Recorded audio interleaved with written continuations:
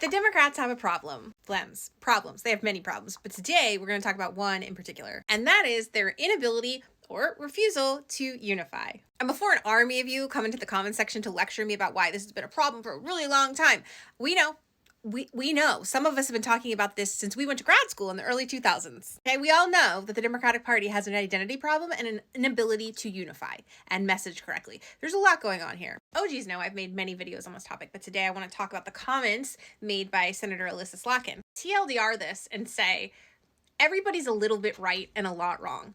Almost everyone serving in the Democratic Party right now has some right things to say. They have some points that are valid and a lot of points that aren't.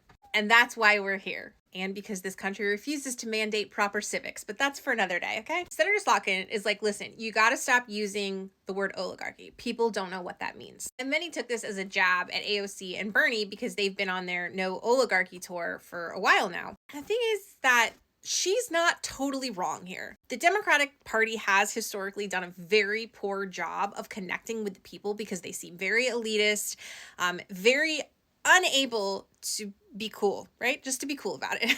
No one wants to hang out with Democrats on the weekends or after work or any time in general because we seem like insufferable people. Because I don't know, knowing the signs and symptoms of fascism is apparently not sexy, whatever. Enjoy your death camps. But the other thing that Democrats have historically failed at is meeting Republicans in their own spaces. And that is where AOC and Bernie are winning right now because they are going to states like Utah and Idaho and Iowa, places that Democrats oftentimes don't go and don't spend money in because they know that there are many, many people there that live and exist and breathe and are also struggling to pay for eggs and rent. That was a weird way of saying anti-Trump resistance, but we got there. Sanders are tapping into something, and that is true. But Senator Slotkin's also right in that the Democrats have a pretty poor reputation when it comes to things like wokeness because they've lost the battle of messaging a long time ago because they didn't hire a fancy-dancy publicist from Hollywood 10 years ago like I told them to. In several Twitter posts that maybe they didn't see. We're in a place where we desperately need to woo the non-voters, the apolitical people, or the swing voters that might vote Republican because their dad told them to, but also might vote for Democrats if we say the right things. You know, like we're trying to help you, and we're trying to help the economy, and we're also trying not to send you to death camps. Seems like that shouldn't be hard. But part of the reason that that's hard is because a lot of people don't think that Democrats are meeting the moment. They're not bringing the energy that people need to see to feel confident and comfortable that the party is going to defeat fascism and bring about some, normalcy, reliability, dependability, certainty that you won't be disappeared off the street by your government.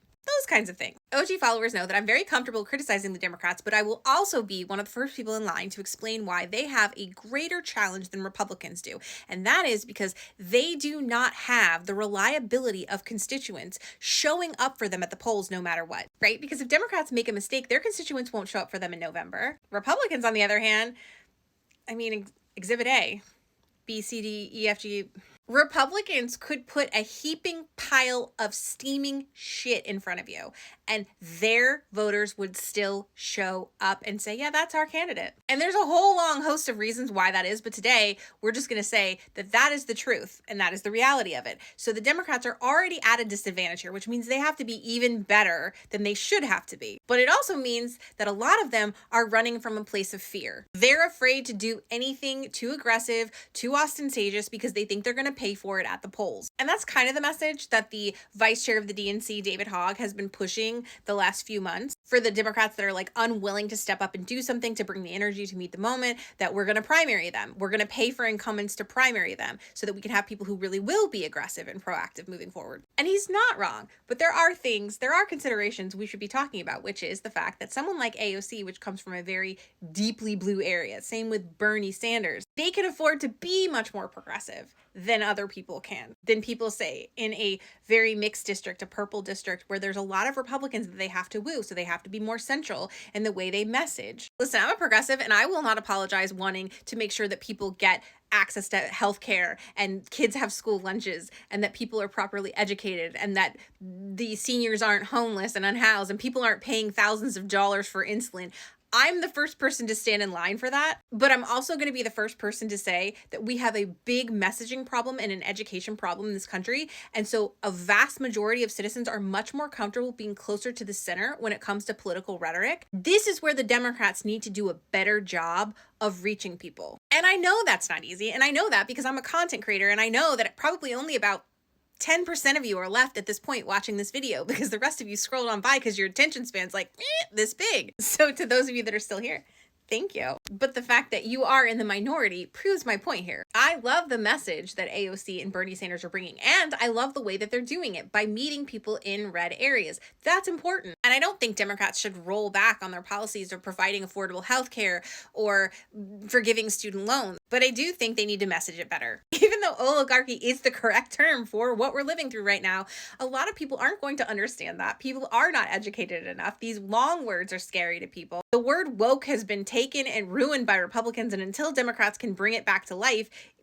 they need to deal with that. But instead of people in the establishment standing up and criticizing other members, whether overtly or in veiled attempts, I would like to see the Democrats come together and acknowledge where they're failing, which is messaging, because we're really not that far apart in what we want to do with our policy points as Democrats, but we are very far apart in how we want to reach the people who will come and vote for us so that we can do those things. I do think the country is more progressive than we think it is. The problem is they don't know that yet. And so someone has to turn them on to it and explain to them why, in fact, they support more progressive policies so we can have a party realignment. Because it's time. So to the DNC, to the Democrats, establishment and otherwise, stop paying for retreats and hiring people like James Carville. What you need to do is hire a really good Hollywood publicist that can message a PR crisis team. Get them all together and learn how to message effectively for the people. You need a big campaign to help people understand that you're fighting for them and that they should support you. Stop criticizing each other in the press. Get together, I don't know, have a few kumbaya moments, toast some marshmallows, and find a way to get along. Because I'm autistic, and apparently I'm the first person going on a registry and being sent to those camps. So, let's get this in gear, huh?